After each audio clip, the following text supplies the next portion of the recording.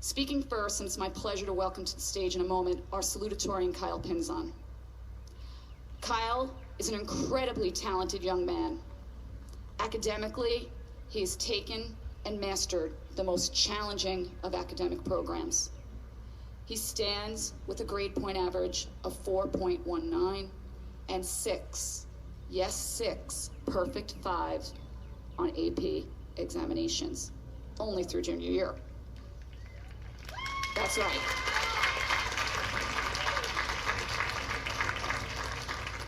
A leader at school, Kyle currently serves as the school's executive board president and is vice president of the community club and a varsity member of the Quiz Bowl team.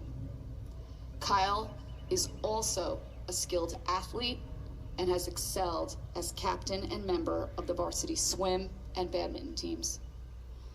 A talented cellist, Kyle has many musical accomplishments to his name, including being twice selected All-State. Kyle will attend Vanderbilt University as a major in cello performance, with the likelihood of pursuing postgraduate degrees. It is my honor to present the salutatorian of the class of 2021, Mr. Kyle Pinzon.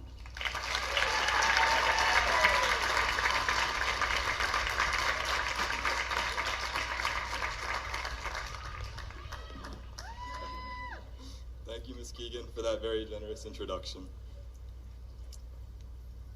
Good evening and welcome. Teachers, faculty, administrators, family members, and of course, my fellow classmates. We made it.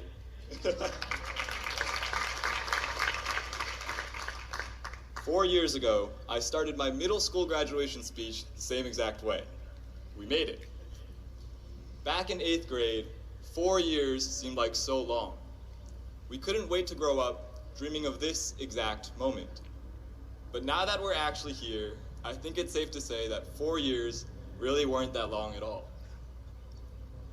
Today, I want to share just a 5-minute piece of my 18 years here at Herricks. When we were 7, life was great. Most of us didn't have a worry in the world.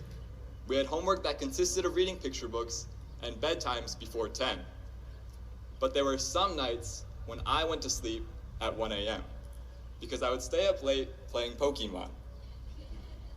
Pokemon was the first video game I ever played.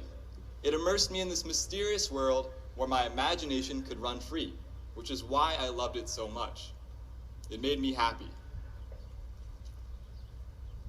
As we got older, a lot changed. Most of us became lucky to be in bed by 1 a.m. No days to sleep in or stay up late playing games. In high school slang, I was labeled as a tryhard. I always thought that I had to keep up this 24/7 appearance of being a model student. I pushed myself to work harder, trying to outperform the expectations I thought others had for me. It was draining, both mentally and physically. This pressure to meet the expectations of the people around us is something I know many of us feel, especially for my fellow graduates here at Herricks. Whether it's being the perfect student, son, daughter, mom, or dad, the roles we aim to fulfill aren't always based on our own happiness, but rather of those around us. Things obviously changed once COVID hit. Life slowed down for a lot of us because of the pandemic. This was a huge change for me because I was a pretty busy guy in high school. Once quarantine started, it was like I finally became a normal teenager. I had a lot more free time, and what I choose to do with all of it? Well, the only logical thing a normal, not so try-hard teenager would do. I started playing video games again. I'll let you guys in on a little secret. I'm utter garbage at video games. Like most of us, I hate being bad at stuff. If I'm bad, sometimes I'll work hard to get better, but more often than not, I'll just focus on the things I'm good at. But with video games, I don't care. I didn't really realize until quarantine started and I began to play more, but when I'm gaming, I'm content with being bad.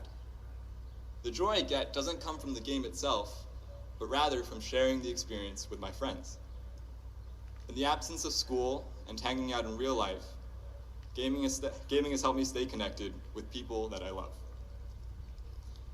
So I guess in a sense, by slowing down my life, the pandemic gave me a chance to return to being a kid, a time when I was driven to simply have fun. Over the past years, I've been conditioned to constantly work towards the next test, the next competition, the next goal, and it worked. But throughout this marathon of effort, I somehow lost sight of the motivation I held onto so tightly when I was younger: my own happiness. This year, I've made the choice to return to that happiness. If you asked me freshman year what I'd be doing in 10 years, I'd say science. If you asked me sophomore year what I'd be doing in 10 years, I'd say I'll be doing research in a lab. If you asked me junior year what I'd be doing in 10 years, I'd say I'll be doing chemistry research on materials design. Today, senior year me is proud to stand before you and tell you what I'll be doing. This fall, I'll be attending Vanderbilt University to study not science, but music. Thank you.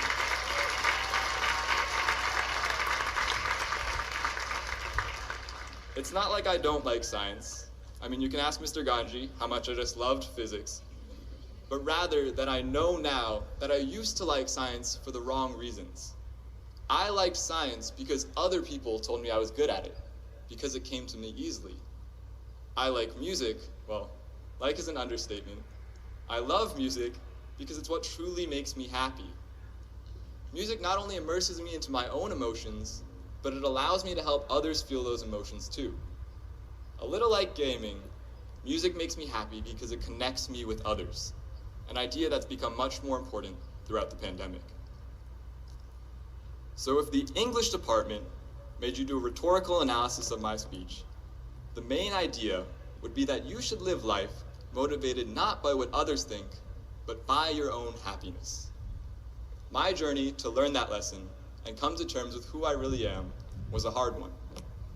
I'm bisexual, and a big part of the reason why I worked so hard in high school was because I felt ashamed of my own sexuality. I thought that I needed to become the best outwards version of myself to combat who I was on the inside. Pretending to be someone who I wasn't impeded my own happiness for a really long time. And I know many of us have felt this way before. Whether it's dealing with the pressures and expectations of high school, our families, or society, these constrictions often box us in and make us feel like we need to be someone that we're not. This year especially has challenged all of us. But if there's one thing I've learned, it's that no matter how much the world around us changes, if we want to grow with it, we have to start with ourselves. To wrap things up, I have a lot of thank yous to give out. I know this part usually goes at the end, but these people have been so important to me that it only seemed fitting that I ended with this. First, the teachers and faculty here who have been like family to me. I owe so much to Herricks, and you guys are 100% the reason why. To Miss Nelson, and Miss Krucher specifically, thank you for teaching me that one of the greatest things a friend can be is someone that'll listen. Secondly, my friends. Thank you for pushing me to grow into the person I am today. I wouldn't be as happy as I am now without the loving family that I found in all of you. Also, thank you to Alex and Tredavi for listening to the speech many, many, many times. Lastly, my family. Thank you for creating a home that has given me so much. Because it's in our home that I learned how to feel strong in my vulnerability, to be myself, to be happy with myself, and most importantly, to love myself. And Mom, I know I didn't always make it easy, but thank you for sacrificing all that you did to put me on the stage. I love you. I love all of you.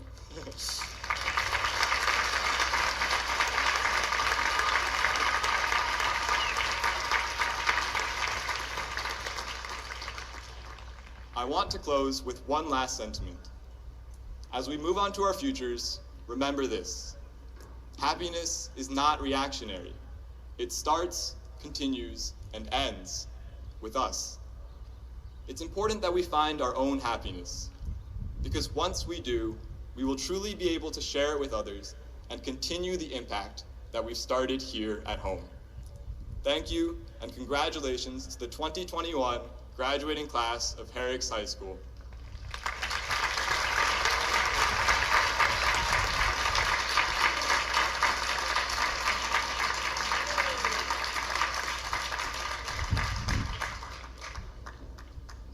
Thank you, Kyle.